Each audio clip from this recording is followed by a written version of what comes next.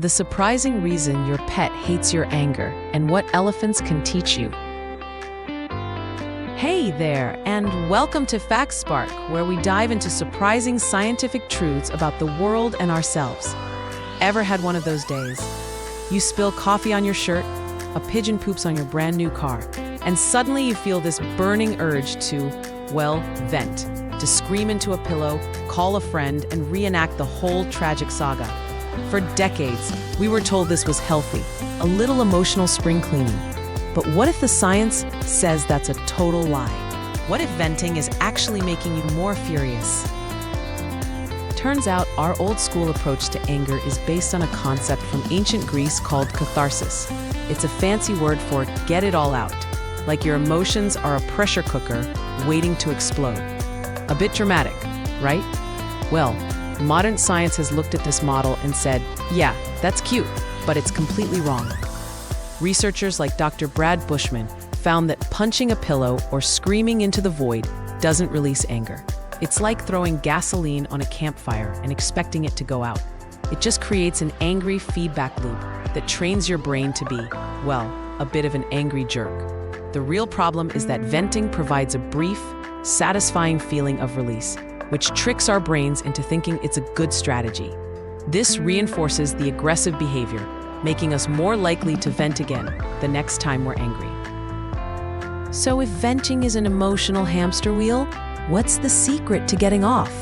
The answer might be found with some unlikely teachers, the pros from the animal kingdom. Animals have been doing emotional intelligence since before we figured out how to use a fork. Take spotted hyenas. You'd think they'd be all about the drama, but they are surprisingly zen. After a nasty spat, they don't hold a grudge. Within 5 minutes, they're playing and licking each other, like, hey, that was awkward. Let's pretend it never happened. No need to complain about it to their hyena friends later. Then you have elephants, the ultimate gentle giants. When they have a disagreement, they don't just vent. They literally touch trunks and make a soothing, low-frequency rumble. Basically a giant hug and a calming sound to rebuild trust. These guys get it. It's about repairing the bond, not rehearsing the battle. But what about the animals we share our homes with? Our dogs are secretly emotional gurus. They can sense when a family quarrel is happening and it stresses them out. So what do? They don't start a rival bark fest. Instead, they're masters of self-soothing. You know how your dog licks everything? That's not just a wet kiss. It's them releasing feel-good brain chemicals to calm down. And that full-body shake they do when they're not even wet? That's them literally shaking off stress. It's an instinctual reset button. Our dogs are basically trying to show us the way. When you feel that anger building, don't rant, just shake it off. Maybe take a walk, not to vent, but to get some space. Just like a dog, change your environment to change your mood. Finally, we can look to our primate relatives. They have evolved to know that the benefits of social bonds far outweigh the temporary victory of winning a fight. They use reconciliation behaviors like grooming and social play to mend relationships strained by conflict. This is not a sign of weakness. It's a learned social skill essential for the survival of the group.